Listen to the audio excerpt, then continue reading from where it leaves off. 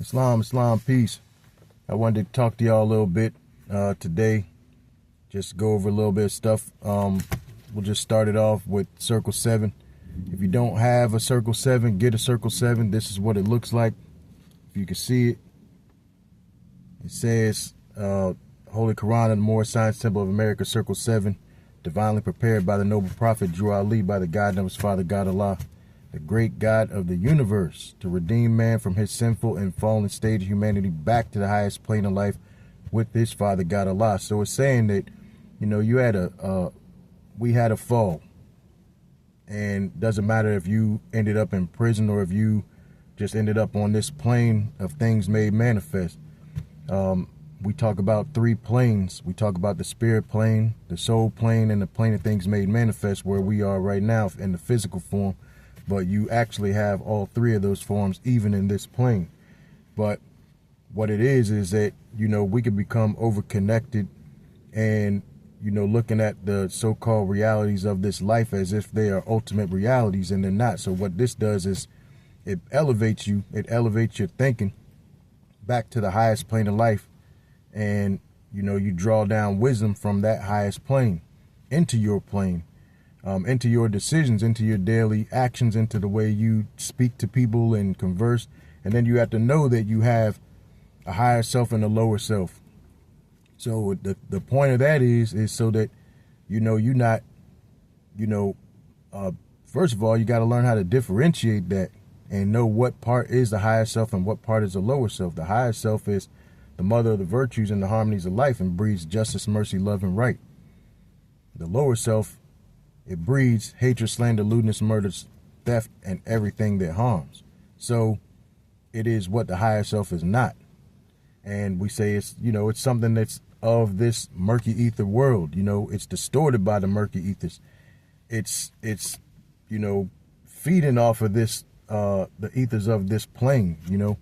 It's feeding off of, something that somebody else pushes out of them, and then you breed that, and that breeds forth in you, and then you be feeding on that. And sometimes you could think that what you're coming from is your higher self, and really that's your low. So to differentiate that, so then you can know which way to go. And if you're trying to get, back to the highest plane of life with your father God Allah, with which, some people be like, oh, why you call him Allah and this, that, like, what I'm talking about.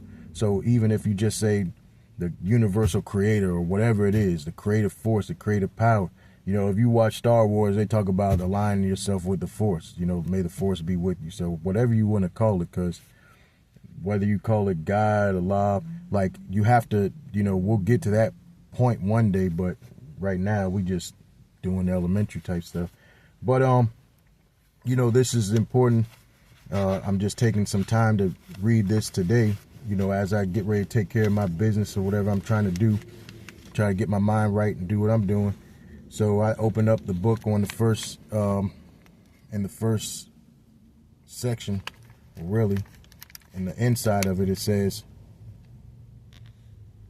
know thyself and Allah. So, and this is important. It says the genealogy of Jesus, opening up right there and telling you, like, look, for all those, let me read this page right here, for all those who love Jesus, you know what I'm saying? This book is for you. So a lot of people who, and the prophet, when he brought this book, he was bringing it to people who were enslaved to some degree. And he was bringing it to people who weren't enslaved, but were running towards the corporation of the United States full force. And he's, bringing it as a caution to them, like, don't get trapped up. So, but anyways, when he's bringing it to the people, he knows that there's a lot of people that were in the church or had that Christian mindset or that Christian doctrine imposed upon them during the time of slavery. So he's saying that, look, yeah, you might have been given a certain type of Jesus, but this is for those who love Jesus. So just because we are teaching this doesn't mean we're going away from the message that Jesus had. We're going closer to it. We're going to understand it even more. We're going to understand the 18 years that was missing from the Bible.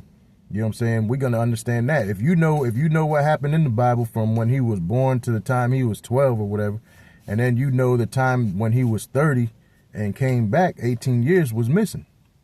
And the rest of it in the gospel, Matthew, Mark, and Luke and John, was just the part that was about, what happened for the 3 years while he was walking around building with the brothers. He picked out these brothers and they was his disciples of the discipline. So what this is saying is that opening up in the book is saying, nah, we're not going away from that. We're going closer to it. So don't, a lot of people are so apprehensive. It's like to take in something new. You fear what you don't understand. So, this is just something just to get us closer to the point. And, the prophet's not trying to alienate nobody, and he's trying to, bring you more knowledge. So what it says, it talks also about, it says, this is for the life and works of Jesus in India, Europe, and Africa, in the land of Egypt. So how many people know that part of the story? About a lot of people in the church and things like that. This is not a competition, but a lot of people that have been exposed to that church doctrine, it's like, well, how much do you know about Jesus? We're going to learn a little bit more. And then we're going to learn how are we being Christ-like? Let's just say like that. Are you being Christ-like? So, and in all the ways, not just in all that religiosity, but in knowledge and history and science. And, he's talking about science. He's talking about healing. He's talking about, different cultures, and he's speaking different languages, and he's meeting different people. So, let's look at him as our brother. Look at him as a regular person. Look at him as a divine person with a message that's staying on point, and let's get guidance from that. Then maybe we can understand ourselves. But in this opening chapter, it has actually, you need to get it circle 7. It's not that hard. You need to get it circle 7. Like I said, contact the temple.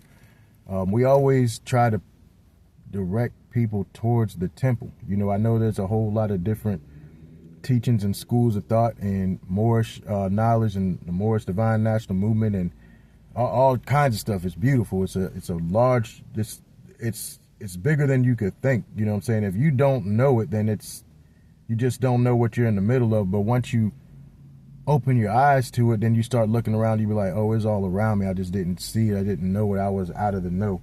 So, but when you're thinking that it's some small organization, or you're reading that Wikipedia crap and it's saying it's a cult and all this kind of stuff, then it can confuse you. It can make you think that it's smaller than it is. And really, when you open your eyes, you would see it everywhere. Then you would start to see it in movies that you've been watching. You would start to see it in Robin Hood. You would start to see it in, you would hear it. You would hear it. Martin Lawrence. You would know Nick Cannon. You would know like Waka Flocka. You'd be like, oh, I was in the middle of that. Most Def, like you would be the people that you listen to every day. You would know they're Moors. You would know that knowledge is standing on top of the Capitol building, the Iroquois. You know what I'm saying? You would be like, oh, I didn't understand that. Benjamin Banneker Bay, he, built D.C. You know what I'm saying? Like they try to give the credit to LaFont. Like, nah, how could a person reproduce the charts of D.C. in 2 days? How could you do that unless you was the person that drew it in the first place? So he had that divine knowledge. Like, then you would know that all of those things, like, yeah, we're talking about Moors, Moorish Empire, where we're at. Then you would connect it and you would try to gain more knowledge about it. But anyways, let me get back to this book. What he's saying is that the brother Jesus, he went many places, and then he taught, he learned, he built, he struggled, he strived. You know what I'm saying? His message, his story for 18 years, it reminds me of like a story of me being in the dismal crypts myself for 20 years and going through this place, that place, this place, that place. And then you come back, you have information to share, because you've been through something. So, anybody who's been through something, you could feel what I'm saying. In the beginning of this book, it also talks about Sultan Abdul Aziz ibn Saud. And that is, he said, the descendant of Hagar, now the head of the holy city of Mecca, which, and today, of course, he's not there, but that's where they get the Saudis from. So we'll go into a little bit more of that knowledge and information, because that's deep. Like, I really did deep studies on that, and that's a lot of good information.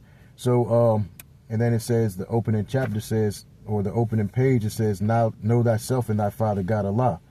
And then it breaks it down. It says, the genealogy of Jesus with 18 years of the events, life, works, and teachings in India, Europe, and Africa. These events occurred before he was 30 years of age.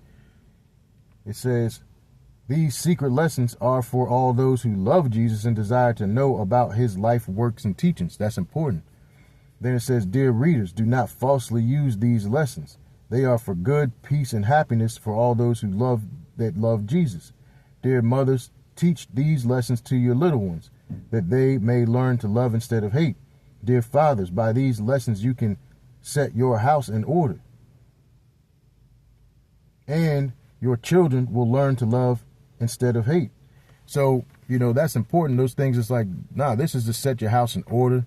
This is to not use falsely. This is to not, you're not going to get this knowledge and run around and be hostile against the world. Like, you're going to probably learn more about yourself and learn where you fit and learn how you're a part of it, and don't come into this world thinking you was a slave and a subservient. Like, you'll be elevated. Teach it to your children so they'll be elevated. You don't got to walk around acting like a savage. You know what I'm saying? Like, you don't got to do all that. You don't got to you don't got to act like you crazy or something like that. Like, unless you want to end up in the prison. Like, you don't got to act like that. And you don't have to perpetrate. You know what I'm saying? You don't have, this not about making nobody false. This is just about learning, gathering that knowledge and information, and then sharing it with your people and those close to you, and then, learn how to take your place in the affairs of men for yourself. Like, if I could come out of the Dismal Crips and come out here, I say the Dismal Crips, like the Dismal Crips, we say that, like, we associate that with prison or things like that, but the Dismal Crips could be anywhere. Dismal Crips could just be in the way you think, in your heart, or it's like, look up the word Dismal Crips. Like, so we got a Moorish glossary, so you should get one of those. The terminology in there is breaking down certain terms. Some of it you're gonna have to do more research because it might have limited explanations about some of the terminology. But use that Moorish glossary, and so, like, as you read, you shouldn't get lost. You have a way to step through the lessons, the knowledge. You're not going to be left behind. As much as you want to learn, you can learn. And that's what we're going to do. So that's my little 10-minute, 12-minute thing I'm going to give you right now. And another time we'll come back and we'll chop something else up. That's all I'm doing, busting these videos down. If you like it, like, share, subscribe, whatever you got to do. I don't know the whole speech with that, but it is what it is. Thank you. Peace.